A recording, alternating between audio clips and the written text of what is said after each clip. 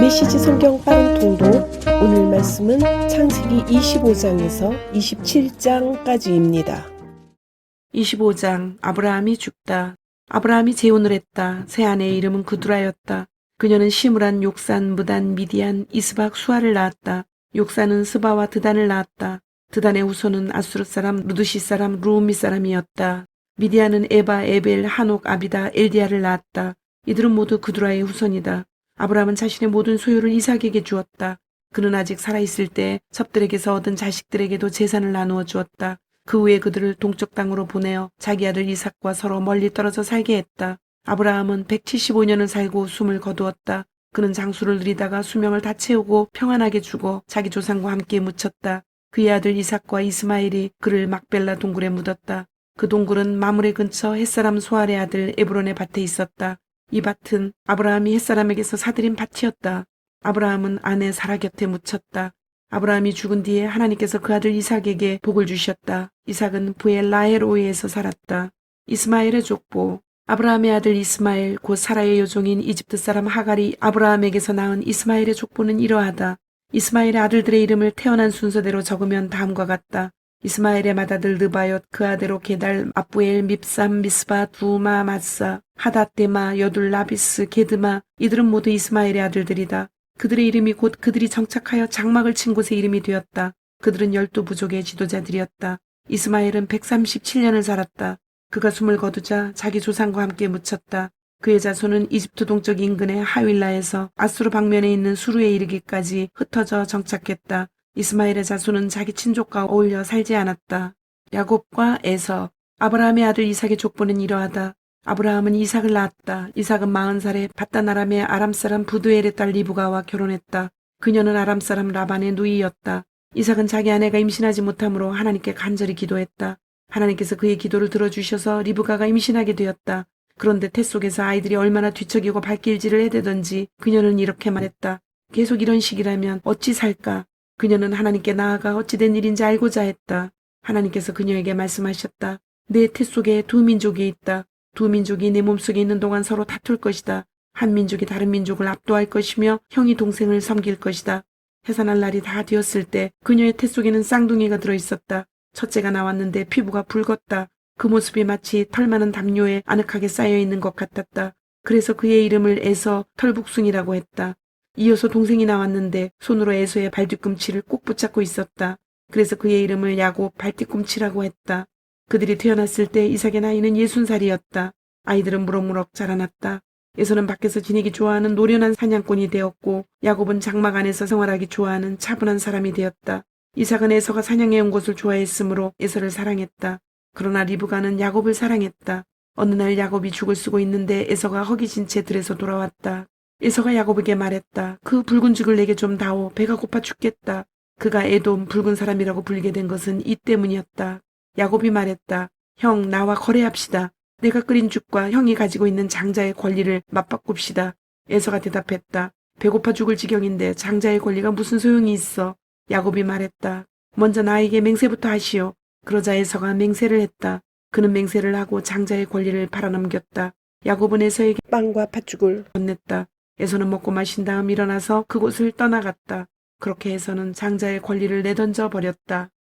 26장. 이삭과 아비멜렉. 그 땅에 흉년이 들었다. 아브라함의 때에 있었던 것만큼이나 극심한 흉년이었다. 그래서 이삭은 그랄에 있는 블레셋 왕 아비멜렉에게로 갔다. 하나님께서 이삭에게 나타나셔서 말씀하셨다. 이집트로 내려가지 말고 내가 네게 일러주는 곳에 머물러라. 여기 이 땅에 머물러라. 그리하면 내가 너와 함께하고 네게 복을 주겠다. 내가 너와 네 자손에게 이 모든 땅을 주어 내가 네 아버지 아브라함에게 맹세한 약속을 다 이루겠다. 내가 네 후손을 하늘의 별처럼 많게 하고 그들에게 이 모든 땅을 주겠다. 세상 모든 민족이 내 후손으로 인하여 복을 받게 될 것이다. 그것은 아브라함이 나의 부름에 순종하고 나의 명령 곧 나의 계명과 나의 규례와 나의 가르침을 따랐기 때문이다. 그래서 이삭은 그랄에 머물렀다. 그곳 사람들이 그의 아내에 대해 물었다. 이삭이 그녀는 내 누이입니다 하고 대답했다. 그는 내 아내입니다 하고 말하기가 두려웠다. 리브가가 몹시 아름답기 때문에 이 사람들이 나를 죽이고 그녀를 빼앗아 갈지도 모른다고 생각했던 것이다. 그들이 그곳에 머문 지 꽤 오랜 시간이 지난 어느 날 블레셋 왕 아비멜렉이 창밖을 내다보다가 이삭이 자기 아내 리브가를 껴안는 모습을 보았다.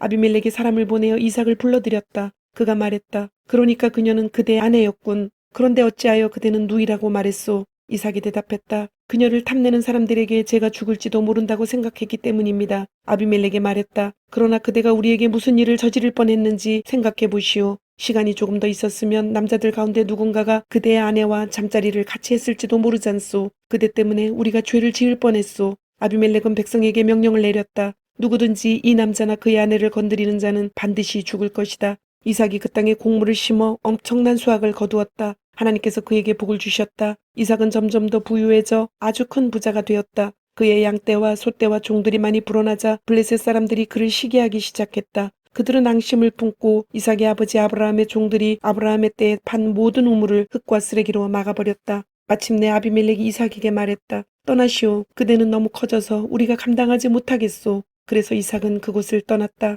그는 그랄 골짜기에 장막을 치고 정착했다. 이삭은 자기 아버지 아브라함의 때에 팠으나 아브라함이 죽자 블레셋 사람들이 막아버린 우물들을 다시 팠다. 그는 자기 아버지가 그 우물들에 붙였던 원래 이름대로 이름을 붙여 불렀다. 어느 날 이삭의 종들이 골짜기를 파다가 물이 솟아나는 샘을 발견했다. 그랄 지역의 목자들이 이 물은 우리 것이오 하고 주장하며 이삭의 목자들과 다투었다. 이삭은 우물을 두고 다투었다고 해서 그 우물의 이름을 에색 다툼이라고 했다. 이삭의 목자들이 다른 우물을 팠는데 그것을 두고도 다툼이 일어났다. 그래서 이삭은 그 우물의 이름을 신나 불화라고 했다. 이삭이 그것을 떠나 또 다른 우물을 팠다. 그러나 이번에는 그 우물을 두고 다툼이 일지 않았다. 그래서 이삭은 그 우물의 이름을 르호봇 활짝 트인 곳이라 하고 이렇게 말했다. 이제 하나님께서 우리에게 넉넉한 땅을 주셨으니 이 땅에서 우리가 퍼져나갈 것이다. 그는 거기서 브엘세바로 올라갔다.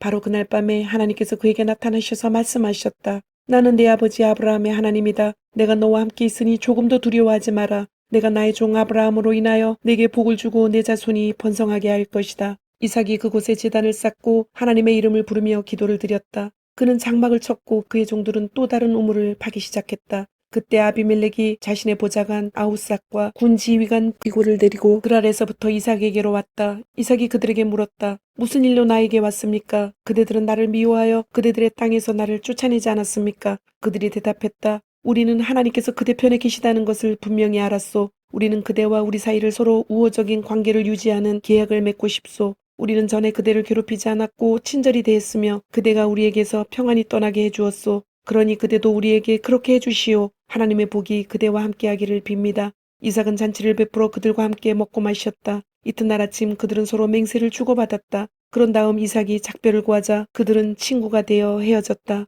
그날 늦게 이삭의 종들이 그에게 와서 자신들이 파고 있던 우물에 관한 소식을 전했다. 저희가 물을 발견했습니다. 이삭이 그 우물의 이름을 세바 맹세라고 했다. 그것이 오늘날까지 그 도시의 이름 곧 부엘세바 맹세의 우물이 되었다. 에서는 40살이 되던 해에 햇사람 부에리의 딸 유딕과 햇사람 엘론의 딸 바스맛을 아내로 맞아들였다. 그들은 이삭과 리브가의 근심거리가 되었다. 27장 이삭이 야곱을 축복하다. 이삭이 늙어서 거의 앞을 볼 수 없게 되자 맏아들 에서를 불러 말했다. 내 아들아, 예 아버지. 이삭이 말했다. 나는 이제 늙어서 언제 죽을지 모르겠구나. 내 부탁을 들어다오. 화살집과 활을 챙겨 들러 나가서 사냥을 좀 해오너라. 그런 다음 내가 좋아하는 별미를 준비해서 내게 가져오너라. 내가 그것을 먹고 죽기 전에 너를 마음껏 축복해주겠다. 이삭이 자기 아들 에서에게 하는 말을 리브가가 엿듣고 있었다. 에서가 자기 아버지를 위해 사냥감을 잡으러 들러 나가자마자 리브가가 자기 아들 야곱에게 말했다. 방금 내 아버지가 내 형 에서와 나누는 이야기를 내가 엿들었다. 네 아버지가 이렇게 말씀하시더구나. 사냥감을 잡아 별미를 준비해 오너라. 내가 그것을 먹고 죽기 전에 하나님의 복으로 너를 축복해 주겠다. 그러니 아들아, 내 말을 잘 듣고 내가 일러주는 대로 하거라. 염소떼가 있는 곳으로 가서 새끼 염소 2마리를 내게 끌고 오너라. 네가 가장 좋은 곳을 골라오면 내가 그것들로 네 아버지가 좋아하는 별미를 준비하겠다. 너는 그것을 아버지께 가져다 드려라. 그러면 아버지가 그 음식을 드시고 죽기 전에 너를 축복해 주실 것이다. 야곱이 말했다. 하지만 어머니, 에서 형은 털이 많은 사람이고 나는 피부가 매끈합니다. 아버지께서 나를 만지시면 어떻게 되겠습니까? 아버지께서는 내가 아버지를 속이고 있다고 여기실 것입니다. 축복은커녕 오히려 저주를 받게 될 것입니다. 그의 어머니가 말했다. 그렇게 되면 그 저주는 내가 받을 테니 너는 내가 시키는 대로만 하여라. 가서 염소를 끌고 오너라. 그가 가서 염소를 끌고 와 어머니에게 건네자 그녀는 그의 아버지가 몹시 좋아하는 별미를 요리했다. 리브가는 맏아들 에서의 예복을 가져다가 작은 아들 야곱에게 입혔다. 그리고 염소 가죽으로 그의 두 손과 매끈한 목덜미를 덮었다. 그런 다음 자신이 준비한 별미와 직접 구운 신선한 빵을 야곱의 손에 건넸다. 야곱이 아버지에게 가서 말했다. 아버지. 그러자 이삭이 말했다. 그래 아들아, 너는 누구냐? 야곱이 아버지에게 대답했다. 아버지의 맏아들 에서입니다. 제가 아버지께서 말씀하신 대로 했습니다. 이제 일어나셔서 제가 사냥한 고기를 드시고 마음껏 저를 축복해 주십시오. 이삭이 물었다. 벌써 다녀왔느냐? 어떻게 이렇게 빨리 잡았느냐? 아버지의 하나님께서 제 길을 열어주셨습니다. 이삭이 말했다. 가까이 오너라 아들아. 내가 너를 만져봐야겠다. 네가 정말 내 아들 에서란 말이냐? 야곱이 아버지 이삭에게 가까이 다가가자 이삭이 그를 만져보고 말했다. 목소리는 야곱의 목소리인데 손은 에서의 손이구나. 야곱의 손이 그의 형 에서의 손처럼 털이 많았기 때문에 이삭은 그가 야곱인 것을 알아보지 못했다. 이삭이 야곱을 축복하려다가 다시 물었다. 네가 정말로 내 아들 에서냐? 예, 그렇습니다. 이삭이 말했다. 음식을 가져오너라. 내가 내 아들이 사냥해온 것을 먹고 마음껏 축복해야겠다. 야곱이 아버지에게 음식을 가져다 드리자 이삭이 먹었다. 포도주도 가져다 드리자 이삭이 마셨다. 이삭이 말했다. 아들아 가까이 와서 내게 입을 맞춰다오. 야곱이 가까이 다가가서 이삭에게 입을 맞추자 이삭이 그의 옷 냄새를 맡았다. 마침내 이삭이 그를 축복했다. 아, 내 아들의 냄새가 하나님께서 복을 내리신 넓은 들의 향기와 같구나. 하나님께서 내게 하늘의 이슬을 내리시고 땅에서 난 풍성한 곡식과 포도주를 주실 것이다. 민족들이 너를 섬기고 나라들이 내게 경의를 표할 것이다. 너는 내 형제들을 다스리고 내 어머니의 아들들이 내게 경의를 표할 것이다. 너를 저주하는 사람은 저주를 받고 너를 축복하는 사람은 복을 받을 것이다. 야곱이 이삭의 축복을 받고 나가자마자 에서가 사냥을 마치고 돌아왔다. 그도 별미를 준비하여 아버지에게 가서 말했다. 일어나셔서 이 아들이 사냥해온 고기를 드시고 저를 마음껏 축복해 주십시오. 그의 아버지 이삭이 말했다. 그런데 너는 누구냐? 아버지의 아들, 아버지의 맏아들 에서입니다. 이삭이 떨면서 크게 동요하기 시작했다. 그가 말했다. 그렇다면 먼저 사냥감을 잡아서 내게 가져온 그는 누구란 말이냐? 나는 내가 들어오기 바로 전에 식사를 마치고 그를 축복해 주었다. 그가 영원히 복을 받을 것이다. 아버지의 말을 들은 에서가 비통하게 흐느껴 울며 큰 소리로 말했다. 아버지, 제게도 축복해 주실 수 없습니까? 이삭이 말했다. 내 동생이 이곳에 와서 소고김술을 써서 내 복을 가로채 갔구나. 에서가 말했다. 그 녀석의 이름이 야곱 발뒤꿈치라고 불리는 것은 다 이유가 있었군요. 지금까지 그 녀석은 저를 2번이나 속였습니다. 처음에는 제 장자의 권리를 빼앗아 가더니 이제는 제가 받을 복까지 빼앗아 갔습니다.